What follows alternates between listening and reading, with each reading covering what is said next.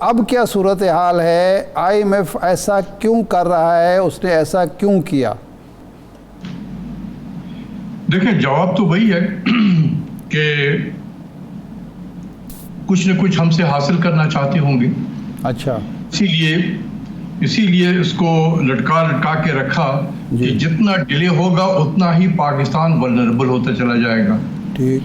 جتنا زیادہ پاکستان ولنریبل ہوگا اتنا پھر ہم اپنے جو بھی مقصد ہے ہمارا ہم اس کو حاصل کرنے میں شاید کامیاب ہو جائیں. لفظ میں نے شاید لکھا کہہ رہا ہوں. تو یہ کوئی آبجیکٹو ہوگا، کوئی ٹارگٹ ہوگا کہ کچھ پاکستان سے وہ یا ان کے جو میجر شیئر ہولڈرز وغیرہ ہیں وہ کچھ پاکستان سے حاصل کرنا چاہتے ہوں گے.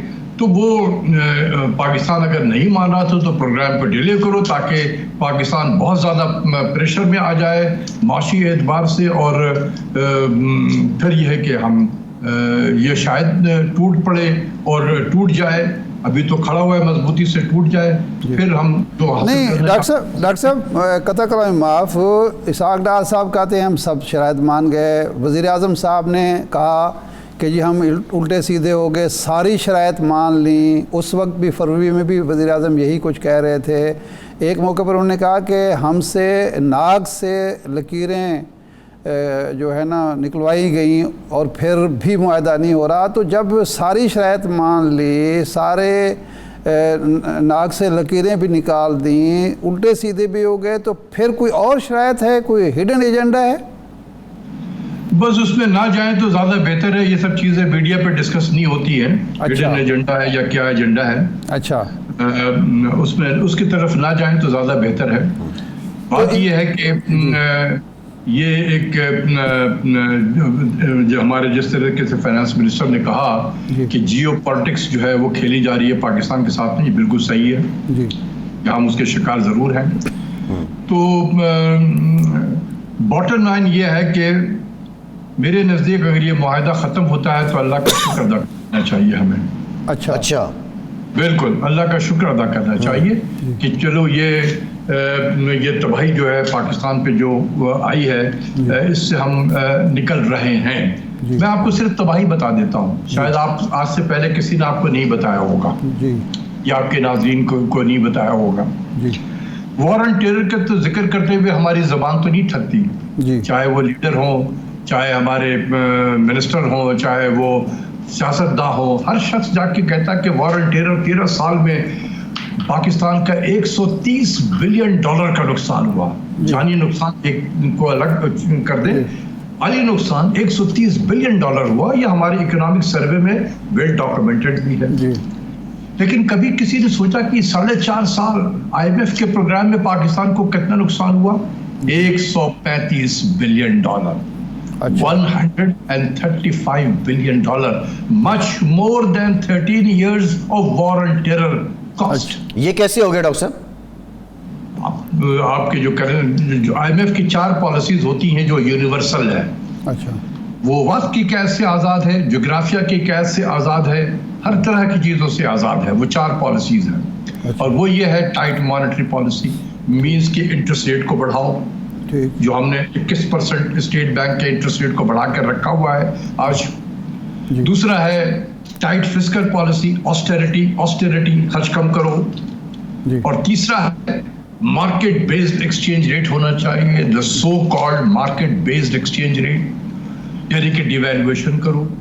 اور چوتھا ہے بجلی کی قیمت بڑھاؤ، گیس کی قیمت بڑھاؤ، یعنی کہ ریزنگ یوٹیلیٹی پرائسز. یہ یونیورسل ہے. آج ارجنٹینا میں بھی جائے آئی ایم ایف پہ، وہ بھی یہی 4 پالیسی امپلیمنٹ کرے گا.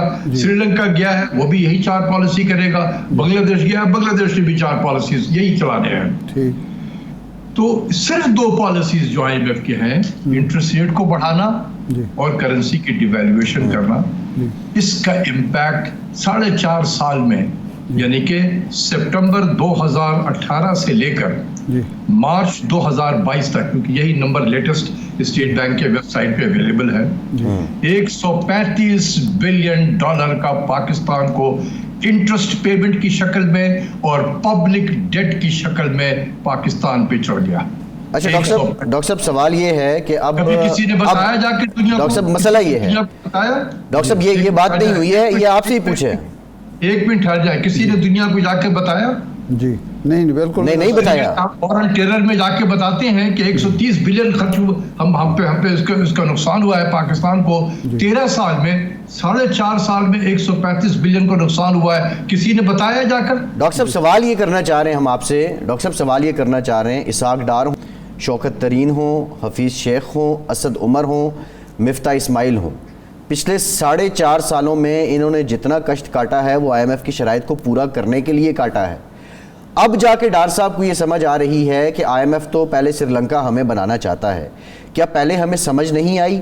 اور آپ جو بات کر رہے ہیں کہ اگر یہ پروگرام ختم ہو جائے تو خدا کا شکر ادا کریں گے, شکر بھی ہم ادا کر لیں گے, لیکن ہمارے پاس پلان بی کیا ہے؟ ہم انحصار کس پہ کریں گے؟ دیکھیں پہلی بات یہ ہے کہ کیوں ان کو اس وقت خیال نہیں آیا؟ میں تو بولتا رہا, میں تو ڈے 1 سے کہہ رہا تھا جی, چونکہ ڈاکٹر اشفاق کہہ رہا ہے اس لیے اس کی بات تو نہیں ماننی ہے, جی بالکل نہیں سننی ہے اس کی بات کو, کیونکہ یہ ڈاکٹر اشفاق کہہ رہا. یہ بھی ہو سکتا ہے ضد ہو ان کا, جی یا وہ سمجھتے ہیں کہ یہ تو ایسی فضول سا آدمی ہے, اس کو کیا پتا ہے, میں وزیر ہوں, میں فائنانس منسٹر ہوں, مجھے پتا ہے. صحیح. یار 11 سال میں نے اسی بلڈنگ میں گزارا ہے, ایک نہیں 11 سال. جی ٹھیک ہے, اور اللہ نے مجھے بہت اچھے طریقے سے منسٹری آف فائنانس میں 11 سال گزارنے کا موقع دیا, بڑے ہائیسٹ لیول پہ میں نے کام کیا, اس لیے مجھے پتا تھا. لیکن یہ ٹھیک ہے یہ نوے جس کو کہتے ہیں نا کہ آئے تھے تو اپنا وہ چلا رہے تھے, کسی کو کیا پرواہ کہ ڈاکٹر اشفاق کیا کہہ رہا. اس وقت میں کہا تھا میں نے, اگر جائیں گے تو آپ برباد ہو جائیں گے, سیاسی طور پہ برباد ہوں گے اور ملک معاشی طور پہ برباد ہوگا. آج شاید آپ کے پروگرام کے ذریعے سے وہ اگر سن رہے ہوں گے تو ان کو بھی یاد آ جائے گا کہ میں نے کتنا ان کو منع کیا تھا. لیکن کیبنٹ میں لوگ اسٹریٹجیکلی پلیسڈ کیے گئے تھے ان کے کیبنٹ میں کہ لاؤ ان کو گھیر کے, کیونکہ انہوں نے بہت مرتبہ اپنے جلسے میں کہا تھا کہ میں خودکشی کر لوں گا لیکن IMF میں نہیں جاؤں گا. آپ جرنلسٹ ہیں, آپ کو تو یاد ہوگا. اب پلان بی کیا ہو سکتا ہے حکومت پاکستان کے پاس اگر ہم نکلتے ہیں IMF سے یا وہ ہمیں نہیں نیا پروگرام دیتا, تو اس کے بعد ہمارے پاس پلان بی موجود ہے یا کیا ہونا چاہیے؟ دیکھیں مجھے یہ سمجھ بھی نہیں آتا کہ لوگ جب پلان بی کے بعد پوچھتے ہیں, یار 10 مہینے تو ہو گئے ہیں کہ نہیں. لاسٹ ریویو جو ہمارا ہوا تھا 7 and 8 ریویو کمبائنڈ جو کمپلیٹ ہوا تھا وہ 29 اگست 2022 کو ہوا ہے. ٹھیک ہے, آج ہم مڈ آف جون میں آ گئے, 10 مہینے گزر گئے ہیں. جی کیا قیامت ٹوٹ گئی پاکستان میں 10 مہینوں میں؟ نہیں ڈاکٹر صاحب, قیامت یہ ٹوٹی کہ آپ کے زرعی مبادلہ کے ذخائر جو ہیں وہ 4 ارب سے بھی کم ہو گئے,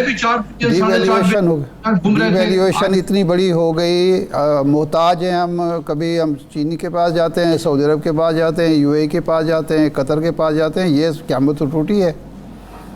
جناب یہ 10 مہینے پہلے بھی یہی کام کر رہے تھے ہم نیا کام کیا کر رہے ہیں؟ 10 مہینے پہلے بھی یہی کر رہے تھے, آج بھی وہی کام کر رہے ہیں. 10 مہینے پہلے بھی یہ ریزرو ہمارے اسی رینج میں رہتے تھے 4-4.5 بلین کے, کبھی اوپر چلا جاتا ہے, 500 نیچے آ جاتا ہے, کبھی 500 اوپر چلا جاتا ہے. اچھا, آج بھی 4 بلین کے لگ بھگ ہے.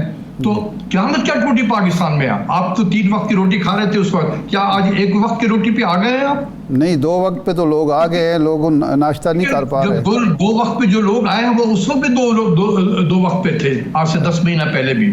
اچھا, تو جب ہم 10 مہینے چل گیا, کسی پاکستانی کو پتہ بھی نہیں چل رہا ہے کہ کیا ہوا ہے پاکستان میں اور کیسے چل رہا ہے پاکستان, آگے آئندہ بھی اسی طریقے سے چلے گا.